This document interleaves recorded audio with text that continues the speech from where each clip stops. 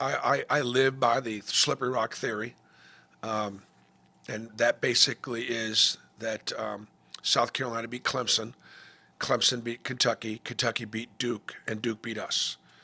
And so, by virtue of the slippery rock theory, we got to be ready to go. The other thing too is the two games they've lost in the league so far, at Texas A&M and Alabama. Most teams are going to lose those two games. So it's really hard to judge where South Carolina is. Like everybody else in the league, they started conference play with double-digit wins, 10 wins, which is obviously unprecedented. South Carolina's got a great front line, and Pringle and Bowles.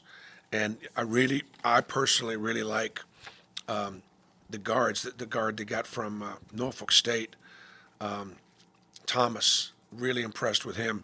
And Wright's been there a number of years, and he's really good. Both seniors, both tough, both really good defensively.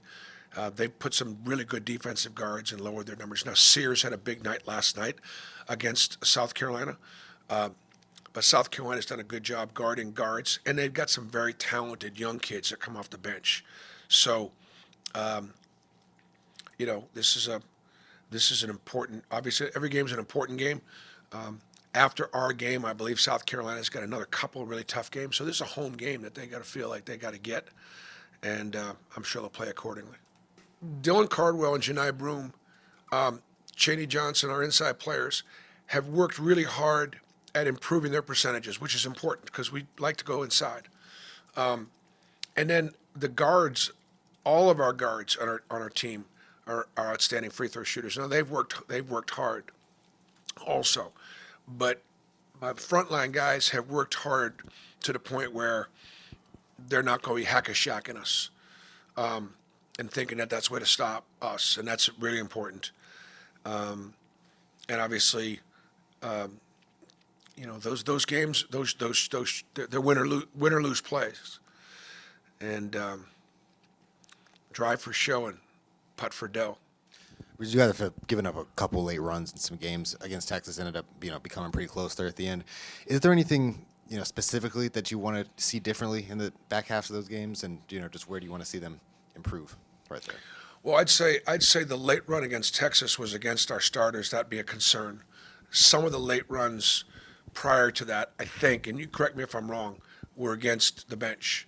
So I don't think there's a connection. It's a 40-minute game. That's the connection. It's a 40-minute game, and teams aren't going anywhere. And to your point, though, I think that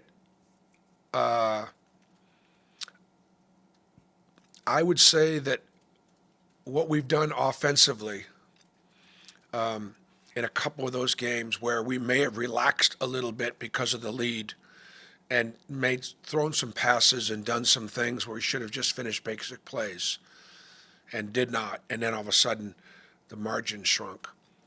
I don't think in this case we did anything offensively that would have put us in a position where we allowed Texas A&M back into the game.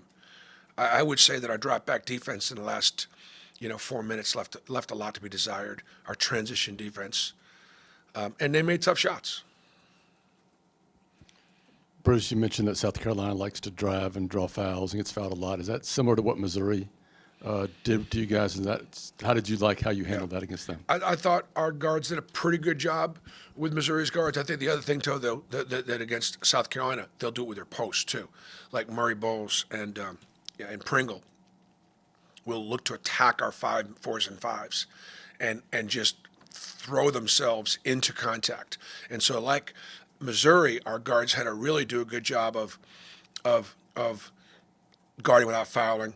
Our bigs are going to have to do the same, and we'll show them on film how they initiate contact and how we can avoid, to the best of our ability, the whistle blowing when they initiate all the contact and we're allowed our guarding space, our legal space. Bruce, late in that game, you put Tahad in. He dribbles some time off the clock, hits clutch free throws. He did kind of the same thing against Houston when y'all won a close game on the road. What does it say about him as a freshman on a team with so much experience that you trust him to finish it off for you? Well, we do, and he has a speed and quickness to get open, and then be in a position to get fouled, and that is important that we have that confidence in him late in the game, and he even though, let's just say he hadn't played the last 3 or 4 minutes, and then all of a sudden it's 30 seconds and it's a half a minute left, and boom, you're putting him in there cold. That's because he's effective in the ways we talked about. And then I thought the coaches did a good job also. And again, one of the things that I appreciate from my staff is they're communicating to me about. They'll throw out ideas and I can digest them and make decisions. The offensive and defensive substitution, having Dylan in there on defense, having Tahad in there on offense, is a good way of closing out games.